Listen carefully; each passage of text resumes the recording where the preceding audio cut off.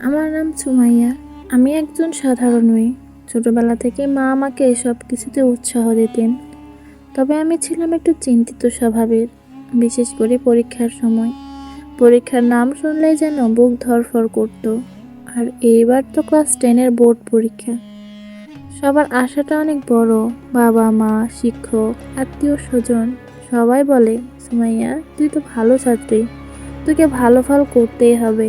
এসব কথা শুনে আমার চিন্তা আরও বেড়ে যায়।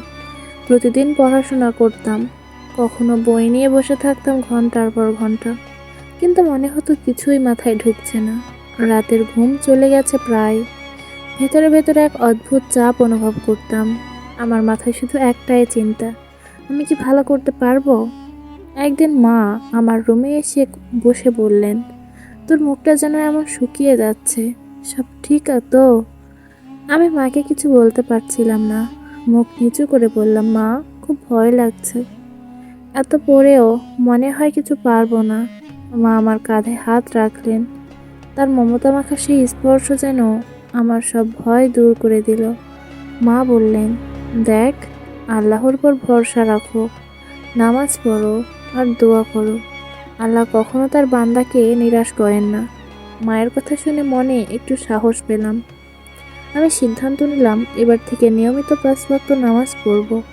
নামাজের পর আল্লাহর কাছে দোয়া করতাম, হে আল্লাহ, আমাকে এই পরীক্ষায় সফলতা দাও, আমাকে ভয় থেকে মুক্ত করো, মায়ের মুখে হাসি এনে দাও।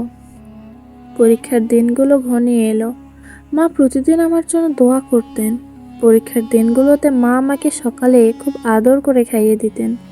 আমার পরীক্ষা ভালো হচ্ছে কিনা তা জানতে চাইতেন। আর বাবা বারবার বলতেন, ভয় পাস না, আল্লাহ তোকে দেখছেন, তুই মন দিয়ে চেষ্টা কর, বাকি আল্লাহর হাতে। পরীক্ষাগুলো একে একে শেষ হলো, কিন্তু আমার চিন্তা তখনও কমেনি। ফলাফলের দিন যত কাছে আসছিল আমি ততই অস্থির হয়ে পড়ছিলাম। মা আমাকে শান্ত করতেন। তিনি বলতেন, সুমাইয়া, আল্লাহর উপর ভরসা রাখো, আল্লাহ তোকে কখনো হতাশ করবেন না। অবশেষে রেজাল্টের দিন এলো। আমি সারা রাত ঘুমাতে পারিনি। সকালে মা আমাকে 1 গ্লাস দুধ খাইয়ে দিলেন আর বললেন, তুই নিশ্চিন্ত থাক, সব ঠিকঠাক হবে। যখন রেজাল্ট দেখার জন্য মোবাইল হাতে নিলাম তখন হাত কাঁপছিল। মা পাশে বসে কোরআন তেলাওয়াত করছিলেন। আমি যখন রেজাল্ট চেক করলাম, চোখ যেন বিশ্বাস করতে পারছিলাম না। আমি A+ পেয়েছি। আমার আনন্দ ধরে রাখতে পারছিলাম না। মাকে জড়িয়ে ধরলাম। মা তখনও আল্লাহর শুকরিয়া আদায় করছিলেন। আমার চোখে পানি এলো। আমি বুঝলাম এটা শুধু আমার পরিশ্রম নয়, মায়ের দোয়ার বরকত। মা তখন আমাকে বললেন, দেখিস তুই আল্লাহর উপর ভরসা রেখেছিলি, আর আমি তো তোর জন্য দোয়া করেছিলাম। আল্লাহ কখনো বান্দার দোয়া ফেলেন না। সেই দিন থেকে আমি শিখলাম, জীবনে কত বড় সমস্যায় আসুক, আল্লাহর ভরসা রাখতে হবে। মায়ের দোয়ার শক্তি যে কতটা তা আমি সেই দিন গভীরভাবে অনুভব করলাম। এখন আমি যে কোনো কাজ শুরু করার আগে আল্লাহর কাছে সাহায্য চাই। মায়ের এই দোয়া আর ভালোবাসা আমার জীবনের সবচেয়ে বড় আশীর্বাদ।